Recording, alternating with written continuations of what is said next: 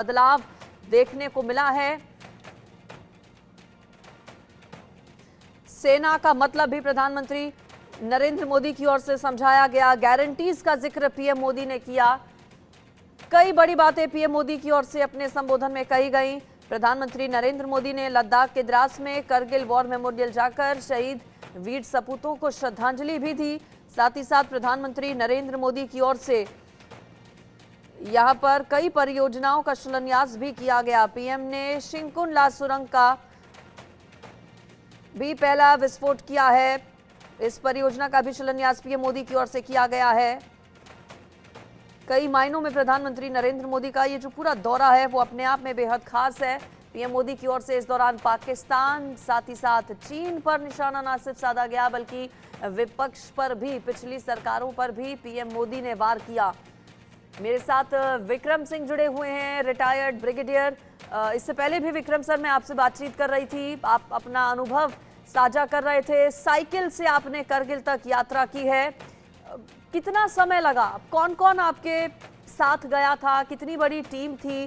कितने दिन लगे? कितना चुनौतीपूर्ण था ये? चूंकि करगिल का इलाका ही कुछ ऐसा है, कई हजार मीटर की ऊंचाई पर स्थित है, वहां पर साइकिल से जाना।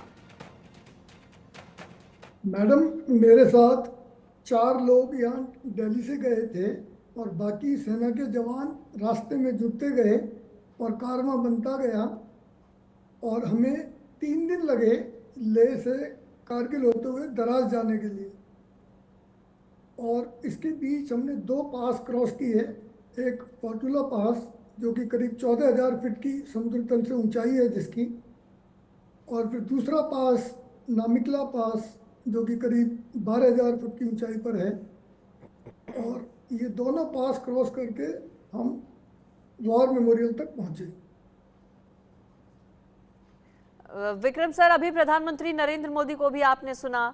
पीएम मोदी ने कई बातों का जिक्र किया। उन्होंने कहा कि डिफेंस सेक्टर में रिफॉर्म्स की बहुत ज्यादा जरूरत बहुत पहले से थी, लेकिन इस पर ध्यान नहीं दिया गया। मैं चाहूंगी पीएम मोदी की ओर से जो बड़ी बातें कही गई हैं उस पर भी आप अपनी राय रखें। अग्निपथ का मतलब समझाया, सेना का मतलब समझाया पीएम मोदी ने।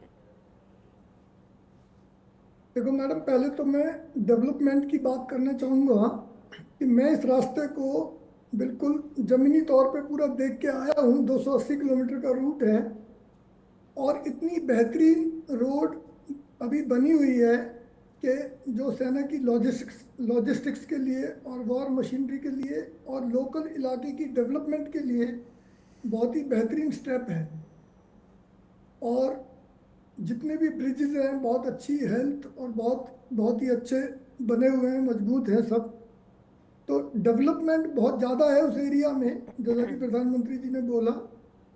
और रही बात अग्निपथ स्कीम की, तो देश के इलेक्टेड प्राइम मिनिस्टर इस पे बोल चुके हैं, सेना के बहुत सीनियर अधिकारी इस पे बोल चुके हैं।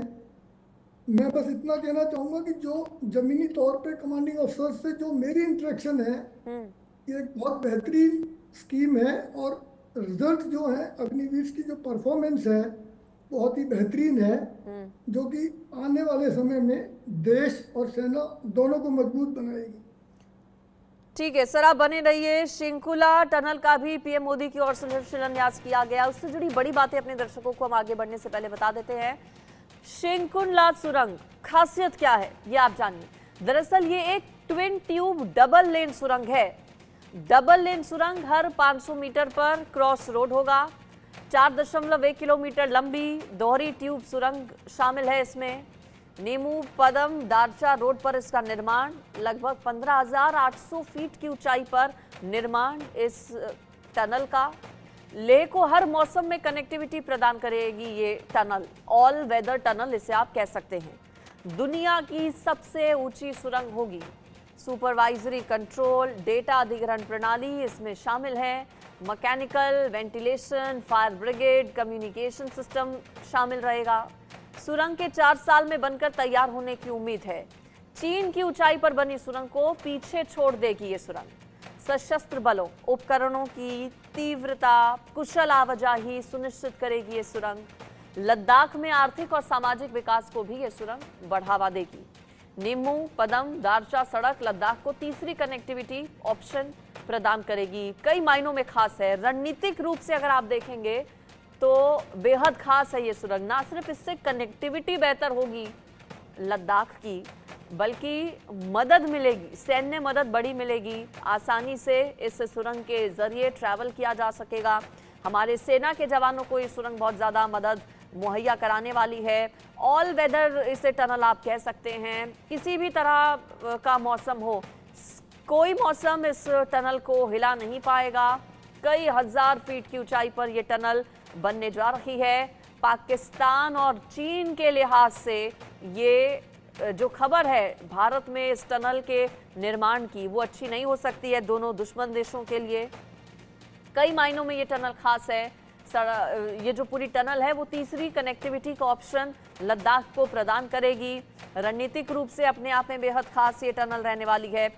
विक्रम सर, शिंकुला सुरंग के बनने से बताया जाता है कि कनेक्टिविटी बहुत ज़्यादा बढ़ जाएगी। चूंकि आप हाल ही में वहां पर होकर आए, आप कह रहे हैं कि पहले से भी चीज़ों में बहुत ज़्यादा सुधार हुआ है, कनेक्टिविटी बेहतर है। लेकिन जब ये ऑल वेदर टनल बन जाएगी उसके बाद रणनीतिक रूप से ये भारत के लिए कितना बड़ा कदम मानते हैं आप? देखो, जब भी सड़कें कम समय लें सामान को पहुंचाने में, तो निश्चित तौर पर लॉजिस्टिक्स और ऑपरेशनल एफिशिएंसी बहुत बढ़ जाती है। तो ये एक बहुत सुरक्षित और बेहतरीन तरीका है अभी जो डेवलप हो रहा है।